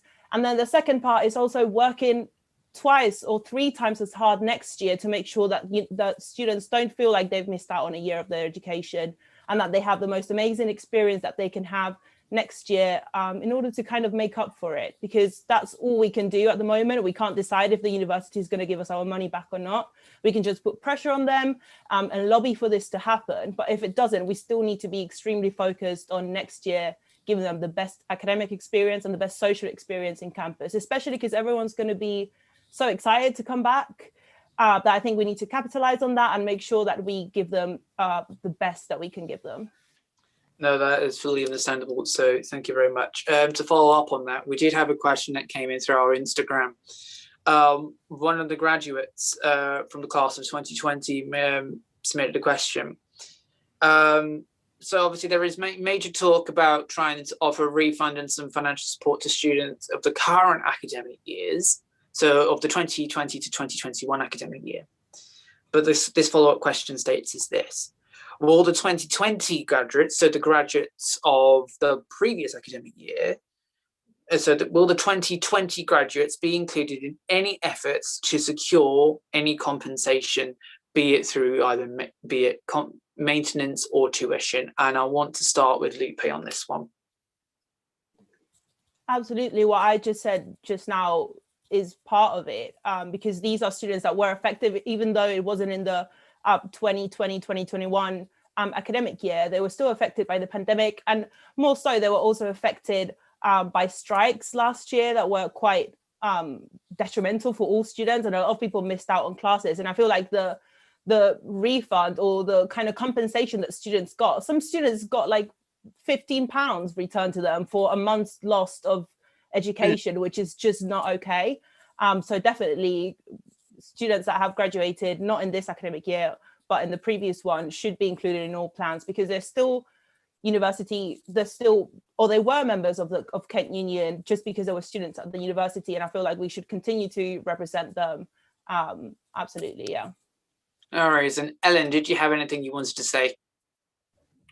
It's basically just in complete agreement with Lupe. They were still a class that was affected by the pandemic. And I would say that we are somewhat better organized this year in terms of running online classes. So we have that very small thing to be thankful for. However, they are coming from a time where nothing was known. On operating classes online, facilitating events and exams online, there was not much preparation for it. And especially for a year that was essentially the first generation of students to be affected by COVID, they should definitely be included in that. No, that's brilliant. So thank you. So the takeaway is that both of you are in agreement that the graduates of 2020 should also be included in any form of compensatory efforts to refund either partially or fully on tuition and maintenance fees. Brilliant. So my next question is going to be directed towards Ellen. One of the points you mentioned in your reasons for standing for and as part of your campaign is regarding for accessibility to learning and resources and providing additional learning support. My question is, can you please elaborate a bit more about what it means about accessibility for learning and additional support regarding your campaign? So this incorporates both accessibility for disabled students, because I feel that I honestly think our Zoom chat was kind of an example of that. The needs of those with accessibility issues is not often considered. It's often an afterthought. So for example, subtitles in Zoom or Teams lectures, webinars, that sort of thing. Ensuring that there's a lot of consideration given to audio processing issues faced by a lot of students. I feel like a lot of there isn't enough awareness, especially in lecturers, on that. Again, it's just ensuring that disabled students aren't kind of at the back of everyone's minds when they think of organising online classes. The second part of this is for wellbeing support that schools provide. That I understand that there is only a certain limit that schools can provide, that doesn't immediately go on to you need to go to a GP regarding your mental health issues. I'm fully aware of that. However, I feel that there's so much that lecturers and academic staff can do to ensure that they aren't the cause of issues for students. So, for example, with personal experiences, lecturers that don't abide by independent learning plans for students constantly having to assert themselves as a student with an independent learning plan. There are lecturers that are potentially not very with it in terms of pronoun use, more sensitive issues that directly affect their students. So that I feel that lecturers are unaware that they can unknowingly cause a lot of stress to their students through that. There's also many frameworks and structures within the university that just allow so many students to slip through the cracks because either they get missed in email inboxes or they don't meet certain deadlines or requirements, or even when, say, for example, alternatives to participation grades are given, those alternatives themselves are not accessible. For example, students with chronic depression, chronic anxiety, often writing a 400-word statement in lieu of a participation grade is not accessible to them, especially given what they might be currently experiencing. And I feel that the pre-existing frameworks aren't considerate of a wide variety of mental health issues. No worries. I also want to quickly give Lupe a quick opportunity if she had anything she wants to respond or follow up with on that. Yeah, absolutely. I think accessibility for all students is the most important thing. I feel like no student should be left behind because of special characteristics or because of ignorance coming from lecturers or the system itself.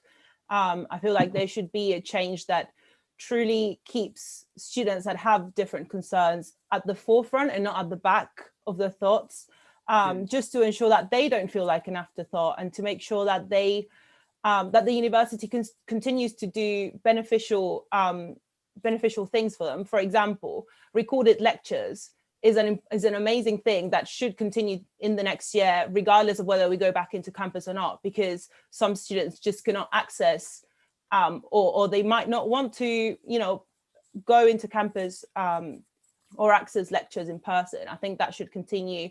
I feel like there should be more education within lecturers in order to properly address students and to make sure that, like Ellen said, that they're not causing extra stress for no reason. And for them to be more considerate towards students' special situations and circumstances, because at the end of the day, we're all very different, and University of Kent prides itself in being a super diverse university. So I feel like they should really include this ethos in the system for sure. All right, so there is a strong consensus about trying to make learning more accessible. That's brilliant. Another question I want to raise with both of you, and it's something that both of you have explained in your campaigns, is about student reps. Lupe, I understand that you want to try and improve a better connectivity and better connections between students and the student reps and how they feed feedback into the university. And I know, Ellen, one of your key points you wanted to do with the student reps is improve or strengthen relationships between course reps and academic societies. Firstly, I want to quickly go to Lupe in regards to student reps and how you want to improve their relation with the university. My question is more or less, how do you plan to get student reps more involved, not only in providing support and feedback for other students on their courses, but also being able to provide more and offer more intuition in terms of from an academic standpoint towards the University of Kent? Yeah. So like I said before, I wasn't aware that course reps were a thing until my third year. Even though I had been kind of doing the work of a course rep throughout my first 2 years and also throughout my third, in terms of being engaged with the lecturers and being in the loop and knowing what's going on with my course and my modules. And I'm extremely proud to say that a lot of my course mates would come to me and talk to me about questions that they might have because they knew I was aware of all these things. I just feel like they went to me because they didn't know that a course rep was available. And I know the university has trained around 200 course reps in the last few years. However, I don't think that this training is appropriate because it's not being reflected in the wider student body. I think the majority of students don't know what a course rep is, don't know who the course rep is, don't know what the role is, what their activities are. And I feel like there should be more training provided to course reps to make sure that they actually take the job seriously and that they go ahead and be more proactive when it comes with engaging with students and getting the feedback directly for them. Course reps are so important because they give weight to students' opinions and concerns, because when you come up to university with 10 students' concerns, and they all are saying the same thing, it gives a lot more weight and it gives a lot more power, and it gives more ability to change something when you know that there's a wider body of students that have this problem. So that's one thing. Also, I think that course reps should have more incentives in order to make sure that they're doing the job properly. Provide them with leadership training, provide them with communication training, make sure that they can get certificates, that they can get a tangible benefit from being a course rep. Of course, it's super rewarding to help fellow students, but you should also make sure that they are doing the job correctly, because there's no point in having a course rep that doesn't do the job. And I think that feedback should be more regular. And when you have a course rep, that feedback can be more regular because you have someone to go to every week and be like, hey, I didn't like this lecture, or I didn't like how he delivered this lecture. Could you do something about it? Is there any other students that have the same concern? And I feel like it's a great way to support all students and unify all the voices in a lot of courses. The problem is that there's an inconsistency with course reps. For example, in my course, there wasn't a course rep until I asked my lecturer, hey, who's our course rep? And the day after, they put a course rep in place. So I feel like that's a big thing, just training, incentivizing them, and just getting the word out there and telling more students about this, because I wasn't aware of it. And when I found out, it was a complete game changer for me. And I feel like it could be for a lot of other students as well. No, it's brilliant. Thank you. So Ellen, I'm going to move on to your campaign, one of your policies in relation to student reps, and that was with improving or strengthening relationships between academic societies and course reps. My question is, how would you improve or strengthen relationships between academic societies and course reps? So as both a former committee member for my academic society and a current social student rep, I feel that there definitely should be more involvement in a lot more social activity. It can just literally be as simple as student reps regularly attending meetings with the committee for those academic societies, because there's nothing better than organic conversation that happens within societies. And unfortunately, we've missed out on a lot of that due to the pandemic. And, everything's just been so just disjointed. Everything's been so isolated. Yeah. So we haven't been able to have that organic conversation. But I've witnessed them myself. Like, people are able to voice opinions or queries they have about their course or about particular structures of their course in a way that is very informal, it's very relaxed, and it is basically from one course mate to another. In my second year as a committee member, we were able to organise academic support networks, and I've noticed that a couple of academic societies do this as well, which is absolutely fantastic. And it's basically an opportunity for either committee members or volunteers within different stages in a school. So for example, stage 2 bioanthropology students and like stage 3 social anthropology students can get together and organize drop-in sessions for different students to get like some different help on like maybe a particular assignment that's coming up. We organize those specifically for first years with their first lot of assignments like article analysis, lab reports. And so not only was it an amazing way for us to give our own input on like, well, I also found this really hard. Like this assignment, it was the first one I had to do. I found it really hard.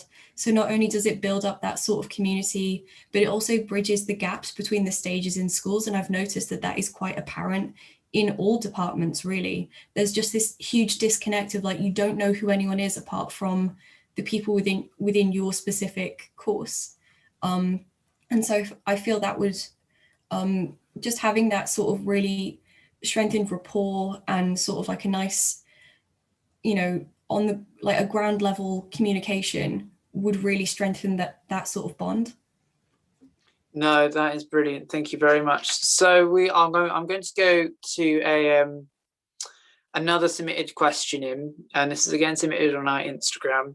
The question is, how will you build a relationship with academic staff? I'm going to present that question first to Ellen. So this can obviously be a very mixed relationship with a lot of lecturers. I'm sure we all have favourite or not so favourable lecturers. I've noticed this might just be because of the social sciences, but there are a lot more lecturers that are now much more open to having student input. And here, I think it's also because the year that we've had, they're now more open and more considerate of how we're doing as students. I think to improve that relationship, there needs to be a mutual understanding of the situations we're both in. I know that for anthropology, there were huge budget cuts, unfortunately. Some staff members have left. So it means that other teachers have had to take on extra workloads. So not only are they overworked, but they're also having to face 30, 40 disengaged students every week. None of them have their cameras on. We don't want to put our cameras on. They don't want to force us to put our cameras on. And it's just kind of, that unfortunately is quite a vicious cycle that benefits absolutely no one. And I feel like there should be less of a disconnect in terms of your lecturers are more than just these aloof academics that teach you twice a week. There should be more of, one thing that is being done at the moment is my dissertation supervisor is running public anthropology webinars. And it's an amazing way for her to sort of engage with us as students. She's able to exhibit a lot of the research she's doing, which again improves student engagement when they see the real life applications of their degree. And I feel that it's kind of just about getting more contact with your lecturers. And obviously this year has been quite hard for that, because not only everything is online, but I feel that because everything is online, it's only created more barriers in communication, especially from lecturer to student, because you just don't have that same in-person time that you would with a lecturer after the class is finished and having an opportunity to ask any questions. But I feel like increased, I think there just needs to be a better understanding between students and lecturers of what is going on for both of them, and how we can help lecturers teach us better and how lecturers can engage us better. But I also have to recognize the limitations of that, unfortunately. No, that's understandable. Lupe, did you want to say anything in relation to that question as well? Yeah, I think communication between lecturers and students should be a lot more organic and a lot more heartfelt, and not so much as, you know, an academic exchange. I think that, well, for me, for example, sometimes I just call my lecturers and like chat about general things, because that's how you build a relationship. That's also, they get an insight into what kind of person I am, what kind of student I am, what things I like and what I don't like. And that's what builds a relationship, getting to know the other person. Obviously, this comes with two parts. It comes from the effort that lecturers need to make. And I understand they are overworked and they have obviously the private lives going on apart from academics. But at the same time, students are going through the same things. We all have our problems. And I feel like we should come in the middle and ensure that both groups are allocating enough time to not just deliver a lecture or just to deliver a seminar, but also to get to know the other person and understand them fully in order to build a relationship. And this could come through lecturers having more open office hours for students to drop in and come talk to them if they ever have a question, or just for them to make themselves more visible with students and make themselves more approachable. So yeah, those are a few things that I think would better the relationships between lecturers and students. No, that's brilliant. So thank you, Yusuf, for answering that question. I've got two more questions. These are questions that have been submitted in through the Kent Union website via the submission form as well. So the first question I want to both of you is, how would you work to ensure that students have more of a say in how their education is developed and implemented at Kent? So I will take whoever wants to go first on this question. Okay, Lupe? I feel like the biggest thing is making their voices heard, and this could be through more regular feedback. I know that we usually get half-term student satisfaction surveys, but the thing is, we don't want to waste half a term on lectures that we don't understand, or lectures that we don't find engaging, or content that just doesn't resonate with us and doesn't help us learn. So I think that having more regular feedback is one way to make your voice heard. Another thing is holding lecturers accountable for the changes that students want to see. Because at the end of the day, we're the ones paying for our education, and we're the ones that, obviously we can't decide everything about our lectures and how they're delivered and the content that we get. But what we can decide is, okay, we like this or we don't like this. And the lecturers should have room for improvement, and they should recognize their limitations as lecturers and how the content and the lecturer's delivery doesn't fully resonate with all students. So yeah, those are the things. No, that's brilliant. And Ellen, did you have anything you wanted to say on that? Yeah, again, in complete agreement with Lupe on this point. I also feel that a lot of students, because of how vast the subject can feel, they might not know where to go in terms of what they want to do after they've graduated. I know a lot of my course mates are going to be doing things that are completely different to their degree. They might go into marketing, or they might go into PR, that sort of thing. And I think if you want to look at how best their degree can be implemented, maybe like potentially in like a future-proofing sense of the word. I know that word's being tossed about quite a lot throughout everyone's campaign, but I did a year in industry, and I would definitely say that was the best exposure and the best application of my degree that I was ever able to achieve. And it's also given me the necessary tools that allows me to challenge those in more authoritative positions. It's emboldened me to just be a lot more outspoken about inconsistencies and hypocrisy when I see it. I feel that there needs to be a lot more done to improve sort of the, yeah, I think it also builds back on Lupe's point of students just need to see that their voice is mattering, that the results of their student feedback is going places and it's being listened to. There needs to be accountability from lecturers. They need to be able to talk about it with students too. I feel like there just needs to be a lot more open-ended communication between students and lecturers about what they want to see, because they do have a lot of power in this. Yeah, no, that is that's interesting to hear. So thank you very much. We do have a question that's just popped up on the chat, and that again comes from the current VP AE, Vicky Saywood-Reid. The question is, the moves to divisions have been far from smooth, and in an ideal, so the move to divisions, so obviously, yeah, so we're moving over to divisions now. The move to divisions have been far from smooth. In an ideal world, what changes would you make to improve them? So I'm going to start with Ellen on this one, and then we're going to go over to Lupe. I think as a student rep, I got to see the car crash of this in real time, unfortunately. Yeah. First of all, I feel like I was only privy to this information because I was a student rep, and I feel that this was in no means communicated to students on a consistent basis. It left them no room to ask what it meant. I know there's the obligatory, we are now the division of humanity and social sciences, but I feel that didn't go deep enough. There wasn't enough awareness about how it was going to affect how they apply for extensions, how they can potentially get their ILP updated. They were suddenly just receiving emails from figures they have literally no connection to because they came from so many different schools across such a broad spectrum across campus. It's in an ideal world, I wish I could have just reversed it, if anything. I think with this, it just simply comes down to an issue of communication. The departments could have clearly communicated this and what it meant for students and how they accessed different bits of their department. No worries. Lupe, did you want to add anything? I completely agree. I think it was a problem of communication.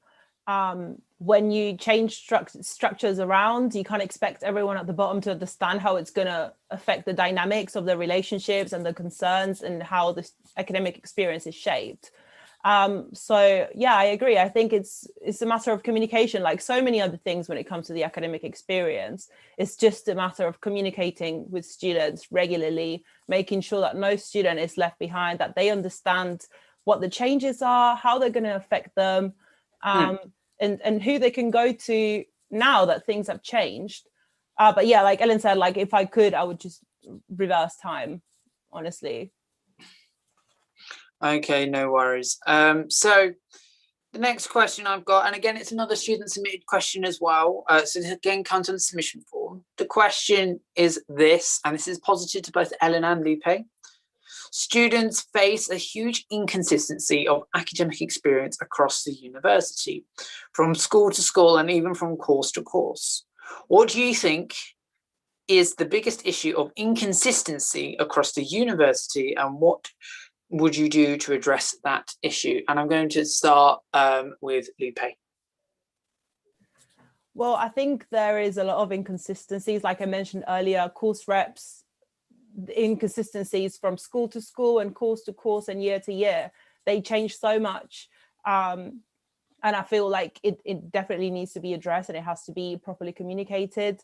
And that people need to get more training on these subjects. Other inconsistencies, there's so many, but another one is, for example, feedback times that come back to when students submit assignments. The feedback times are inconsistent.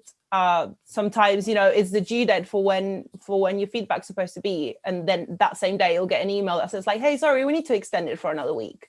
And that's just not helpful, because really and truly, if students forget what their assignments were on or what the goals of the assignments were, by the time they get the feedback, it's not going to matter. They're just going to read it over and be like, oh, great, I got this grade, move on to the next assignment. And that's not how it should be, because that's not how feedback works. Yeah. So that's another inconsistency when it comes to the academics.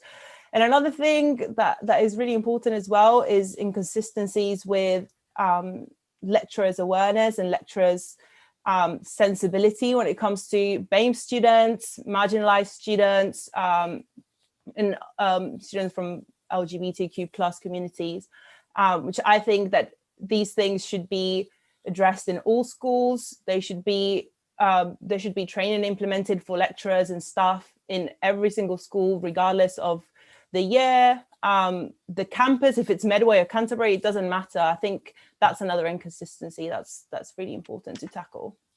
No worries. Ellen, did you have anything you wanted to say on that? Yeah, absolutely. So, I mean, the bulk of my campaign has been addressing inconsistencies, and the inconsistencies that you see from school to school based on how easy it is to access wellbeing services, how easy it is to talk to your lecturers, because obviously this is dependent on the scale of your school. For example, I will have up to 30 people in my Zoom lecture. My housemate who does psychology will have up to 250. This is obviously, this can then impact your exposure to the lecture, your opportunity to ask questions, and generally how confident you would feel to ask questions in a virtual room full of 250 people. Yeah. There are so many inconsistencies in how student reps work as well. And I think both Lupe and I have highlighted the issues of student reps and how there isn't enough emphasis placed on them. And like the important role that they can play in a student's experience at the university. Yeah, that's that's my 2 cents. Yeah, no, that's absolutely fine. Okay, so I'm afraid now our debate's now reaching into a conclusion. I do apologise in advance for the fact that obviously for BP academic experience, there wasn't enough time or enough time that matched the welfare and community candidates. We do apologise, but we do hope that we asked enough and that you were able to get all your campaign promises, your campaigns across effectively as well. On that note, we're now moving on to closing statements. So we're going to start with Lupe on the closing statements. As a reminder, for closing statements, you have 1 minute to make your last case to get in the debates, one more opportunity to get students to vote for you. So Lupe, when you're ready, your 1 minute for your closing statement starts now. So I want to thank everyone for taking the time to listen to me and what I got to say, because that's the most important thing, to have someone to listen to you and your ideas. I just want to say that I'm a really honest person. I got a strong personality and I can really represent you and your voices and make sure that your opinions and concerns are addressed appropriately. I want to fight for what you want, and I want to fight for you to get the best experience that you deserve and the experience that you deserve, that you paid for. So I just want to say that if you're looking for an honest, really hardworking candidate, vote Lupe on March 11th. And the same thing for all the other roles as well. Make sure that you do your research and vote for every single role, because every single role plays a key part in your academic experience. Thank you very much. Cool, no worries, and thank you very much, Lupe. And finally, Ellen, your 1 minute for your closing statement begins now. So first and foremost, I'm a student, and the experience that I've had in the last academic year will not be forgotten if I am to take this role. The frustration, the anger, the rage that I have from this year, given how the university has treated all of us, that will continue into the role. I believe that I do have the experience and the attitude that will enable me to fight for students in the university and to just restore power back to students, ultimately. We are still paying for an experience we were sold but still aren't having. And I feel that I'm a strong enough candidate to be able to fight for you. So please vote Ellen on March 11th. No worries, thank you very much. And that's closing statements all completed. As a reminder, and like all our candidates have said, voting opens on March 11th. I would like to remind students that it is going to be a one-day voting session. So all voting will take place on that day, and results will be announced on later that day as well at starting from 6 p.m. on KTV's coverage, March 11th. Remember to vote and do tune in. I would also like to remind students and the rest of the audience that we still have 2 more debates this week as well. On the 4th, we have the debates for VP student engagement, and we also have the debates for Vice President for postgraduate experience, starting with the student engagement debates at 6 p.m. And then obviously on the 5th of March, we have the presidential debates. So you get the chance to ask all your questions there to the presidents as well. The presidential debates will also be running a little bit longer as well. And that means more opportunities to ask those questions for the top job. Once again, I would like to thank Ellen, and I would like to thank Lupe as well for joining me on this debate as well. You can catch Lupe's interview alongside many of the other interviews on the KTV Instagram as well, and you could also catch Ellen's interview for KTV as well over in the coming few days as well, as the debates are rolling on. On that note, I'd also like to thank Kent Union as well for providing out a platform and also for providing us an extraordinary amount of wonderful support for this debate and also for all the subsequent debates. So thank you very much to them, and also to anyone else that's helped with the coverage and also for the managing of the elections. On that note, I'm Eddie Thomas. I am the head of Factual for KTV and the moderator for these 2 debates. And this has been KTV.